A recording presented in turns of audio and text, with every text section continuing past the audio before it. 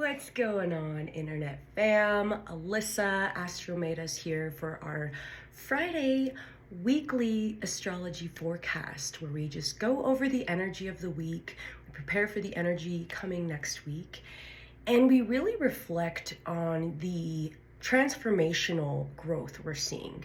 This really deep internal integration that's happening right now, that's a little bit harder to spot with the naked eye. We have to be using our spiritual eye, our third eye, and seeing things in a very different way. So this week specifically, or last week, we had Uranus that went retrograde back into Taurus for the final time. This was on the 7th, and this energy, whenever we have the outer planets shifting and making their moves, we really feel it as a collective. And this is where we're able to make these bigger observations of how the collective energy is turning, where it needs support, and where we really need to step into that sense of personal accountability. So Jupiter just went retrograde. That was the last one that did. And we also have Mercury that's retrograde right now, you guys. We have Chiron that's retrograde. We have Neptune and Uranus. So this is a crash course in literally our ability to surrender to the changes that are happening. Uranus is the spiritual awakener. The disruptor comes in, is like, let's change it up. It's not working. We need to make these changes. And I'm going to have to do that in a way that's maybe not so comfortable. Excuse me. So as we're in that energy, think about the collective, how can I say this? The way that it showed up on a collective level, you guys. I want to talk about the Northern Lights, the Aurora Borealis, the beautiful geomagnetic storm that we experienced as a collective, and seeing everybody post their pictures of it. And it was on 11/11, come on. So it really felt like this beautiful reflection of our internal growth, of our inner transformations, and kind of having this beautiful show, this moment of like, you're doing it. You're doing great. Keep going. Here's a little show for you. Here's a little fireworks in the sky, in the night sky. So that was really amazing. We had that green hue opening our heart chakra. It reminded me of the 3-eye atlas that we see too.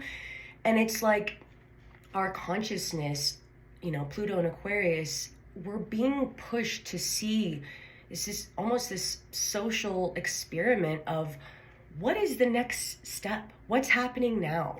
Uranus and Taurus is really giving our freedom back to us as far as our personal ownership. That's what Taurus is. It's the slow, steady, this is who I am, this is what I'm worth, and this is where I'm going.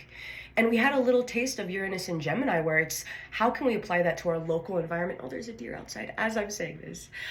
And that's, Mercury and Sag for you right there is a little bit squirrel-minded. But you know what? We have to have these little moments of breaking up our consciousness, of breaking up that seriousness with some humor. And so I'm really grateful for that Sagittarian energy. I'm a Sag rising, so it definitely feels like my first house is just being totally reworked. And I'm stepping back and saying, hey, I can't always know these things. I have to be in a space of let it happen and see the next step, see the next progression, and stay focused. Sagittarius energy is very free and independent, and it doesn't always enjoy the committed aspect of things. But that's where we really find a lot of transformation and so much discipline. I heard a term the other day that really struck clear with me, for my cat mood especially, is we have to have a discipline for our dopamine.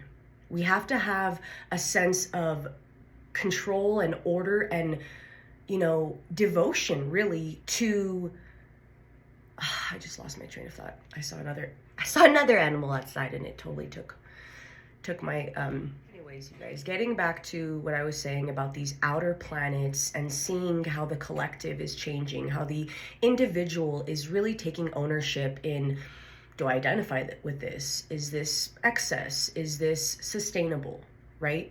And also changing our mindset around what success looks like for us I've mentioned that before, and I'm going to reiterate that.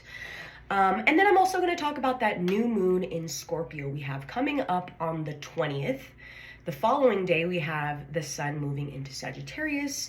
And then on the 27th, you guys, on Thanksgiving, we have Saturn moving direct, not being retrograde anymore. So that's going to feel like kind of a weight of relief and really a new sense of ownership to our responsibilities, to our roles that we've kind of recommitted ourselves to, and also this new sense of curiosity and wonder.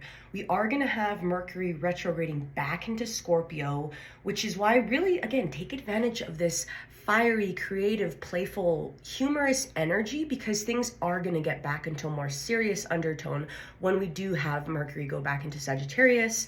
And that shows us this deep inner world of reflection and really seeing that shadow work pay off of how we show up in relationship, of how we really commit ourselves to joy and not identifying so much with that past, pain and with that trauma. We're saying, I'm ready to step into a new identity, a new era for myself.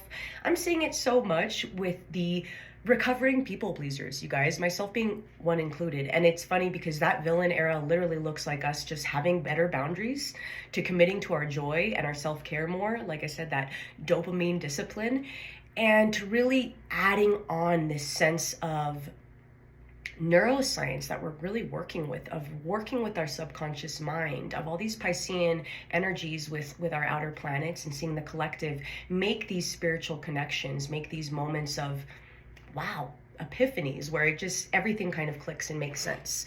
So I hope today's forecast was helpful, insightful, and meaningful. That's always my intention with the astrology, you guys. The other day I was asked, do you get paid for astrology? And it's like, I do have my one-on-one sessions. That's where I find so much joy.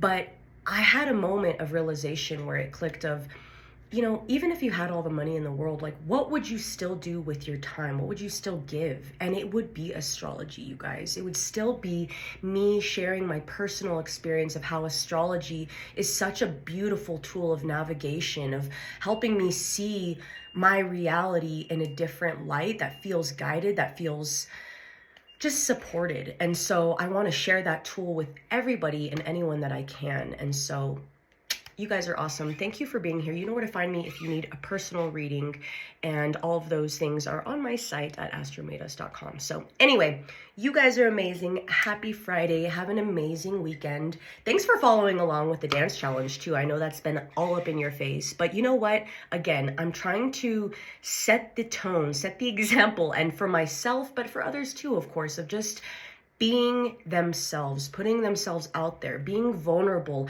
laughing it off, laughing at yourself in moments of, it has to be so serious. It's like, and then the last thing I'll talk about, because I do have a second, is Virgo moon the next couple of days, you guys, and the South Node in Virgo. So there's this moment of like, clean up the past, really have that sense of order and organization with the Sagittarius energy that's a little chaotic.